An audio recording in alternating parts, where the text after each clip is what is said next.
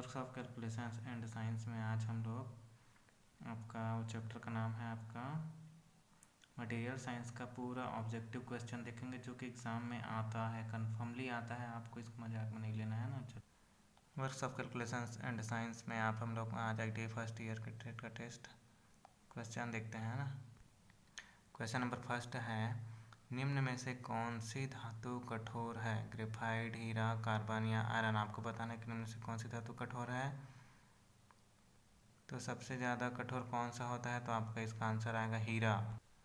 कौन सी धातु सबसे कठोर है? तो इसका आंसर आएगा आपका हीरा, है ना। क्वेश्चन नंबर दूसरा देखते हैं, गन मेटल यौगिक है। क्वेश्चन नंबर दूसरा है आपका गन मेटल यौगिक है, मोस्ट इंपॉर्टेंट है, एग्जाम में कई बार पूछा जा चुका है। तांबा, टीन या कोबाल्ट। बी ऑप्शन आपका तांबा, टीन और लेड।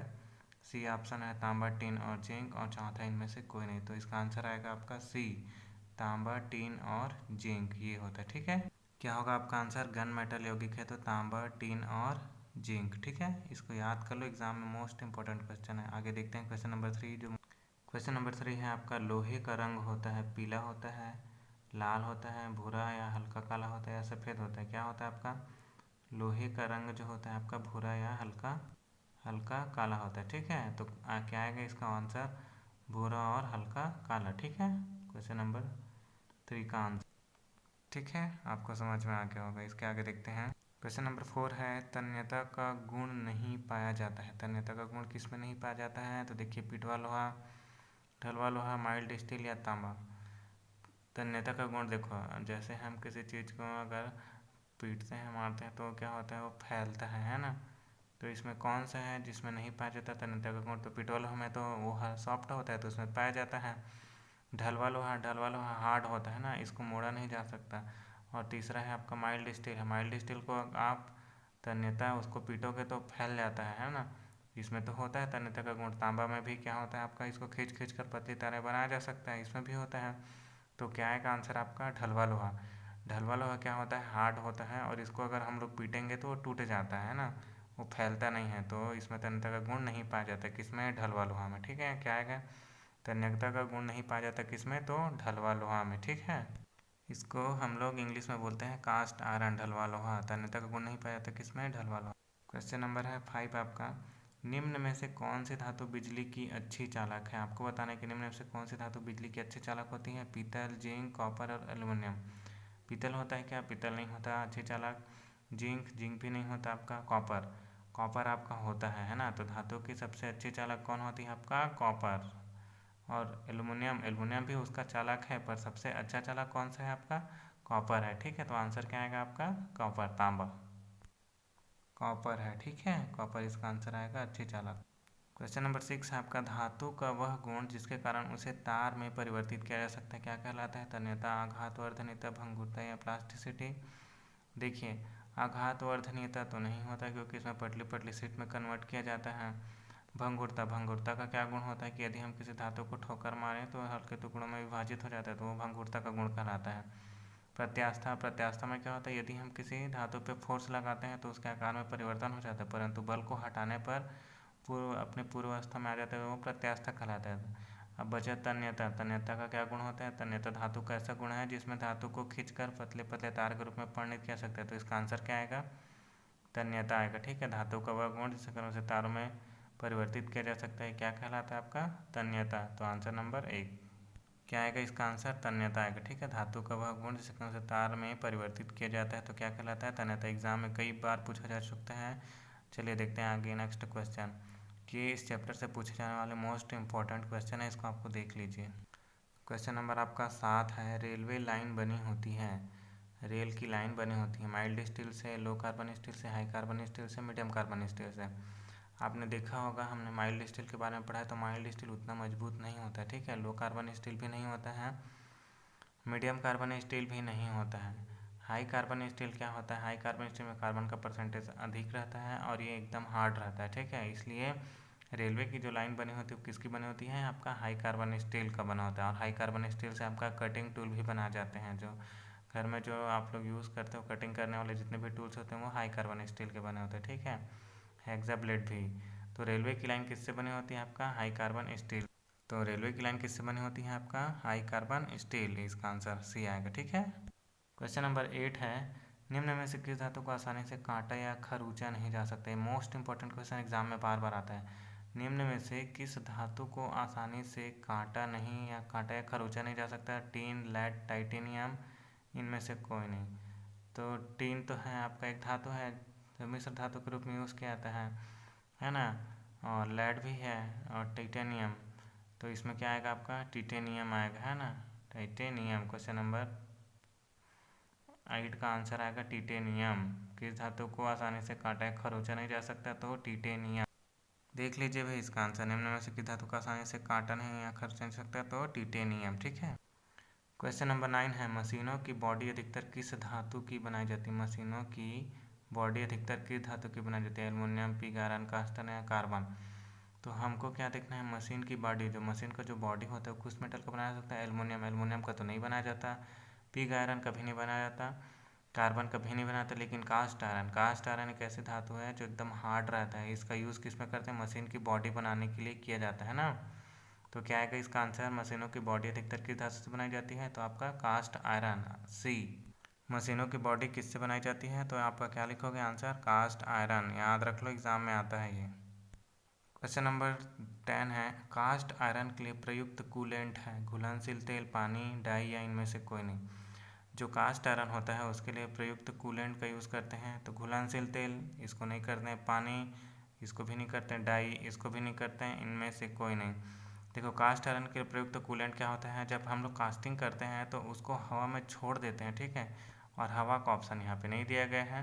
तो इसका आंसर क्या है? कास्ट आयरन के प्रयुक्त कूलेंट क्या है? इनमें से कोई नहीं। कास्ट आयरन के लिए प्रयुक्त कूलेंट क्या होगा आपका? इनमें से कोई नहीं, क्योंकि कास्ट आयरन को हम ठंडा करने के लिए हवा में छोड़ते हैं। ठीक है।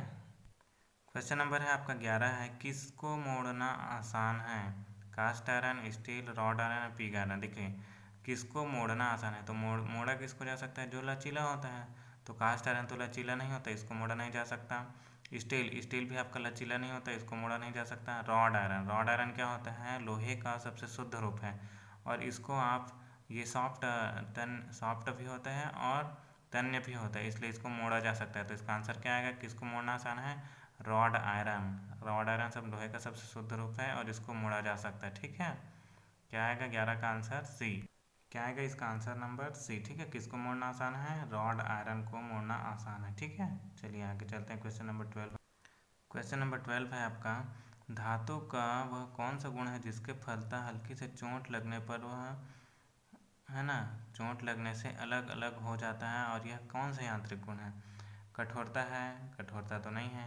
मशीनता है? ये भी नहीं है। संपीड़ितता है? ये भी नहीं है। भंगुरता है? हाँ, भंगुरता है। देखो, भंगुरता क्या होता है? धातु का एक ऐसा गुण है जिसके कारण अगर किसी धातु को हल्की से चोट लगा देते हैं, है ना, तो वो टूट कर टुकड़ों में बिखर जाता है। ये क्योंकि ये कौन सा गुण है आपका? धातु का भंगुरता का गुण है। तो क्या आएगा? 12वां का आंसर डी।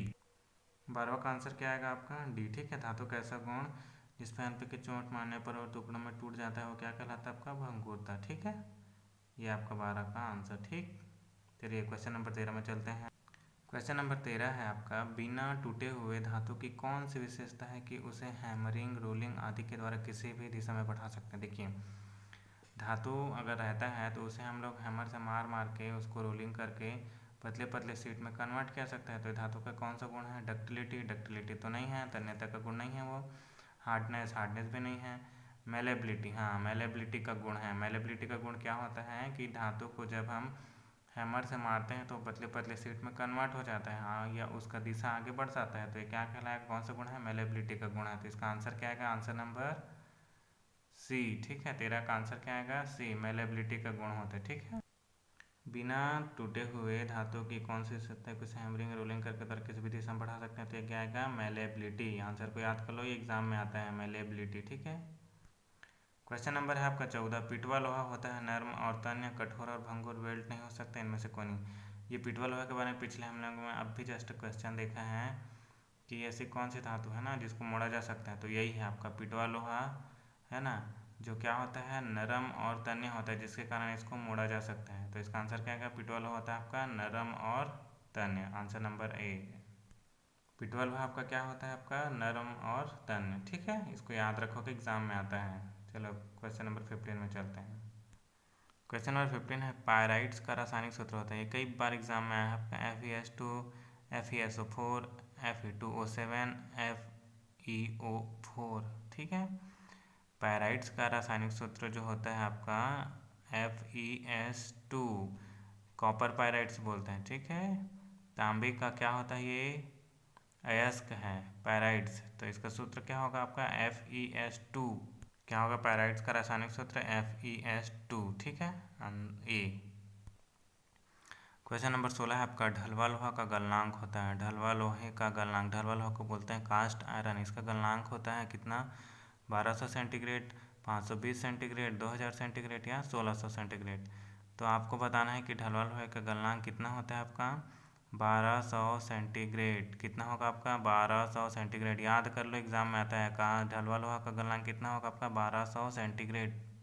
आंसर नंबर क्या होगा आपका, आंसर नंबर ए 1200 सेंटीग्रेड, ठीक है। चलिए क्वेश्चन नंबर 17 में चलते हैं। क्वेश्चन नंबर आपका 17 है बेरिंग के बूज किस धातु के बनाए जाते हैं। बेरिंग के बूज किस धातु के बनाए जाते हैं, एग्जाम में आता है। White metal, gun metal, iron या ब्रॉन्ज। बेरिंग का बूज जो होता है वो किस मेटल के बनाए जाते हैं, तो आपका गन मेटल का बनाया जाता है। इसका आंसर क्या आएगा, बी गन मेटल। बेरिंग के बूज किस मेटल से बना सकते हैं, तो ये आपका आएगा गन मेटल, बी, ठीक है। अगर आपको अच्छा लग रहा है तो इसको लाइक करना और कमेंट बॉक्स में बताना आप इसका आंसर पता था कि नहीं, ठीक है। और कमेंट बॉक्स में आंसर देते जाना, ठीक। और चैनल को सब्सक्राइब कर लेना, मैं बहुत सारा वीडियो डालूंगा अभी और ITI का पूरा। क्वेश्चन नंबर आपका 18 है निम्न में से किस धातु का गलनांक उच्चतम होता है। आपको बताना है कि कौन सी धातु का गलनांक उच्च होता है, टंगस्टन, क्रोमियम, कोबाल्ट या निकिल।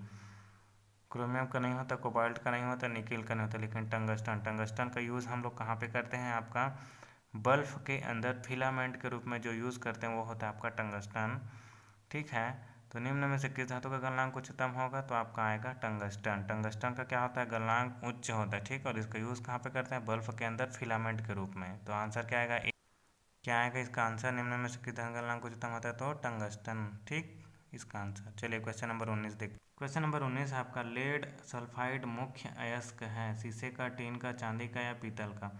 ये आपका एग्जाम में 2-3 बार आ चुका है। लेड सल्फाइड मुख्य अयस्क होता है आपका शीशे का, आंसर याद करो, आंसर ए शीशे का, ठीक है।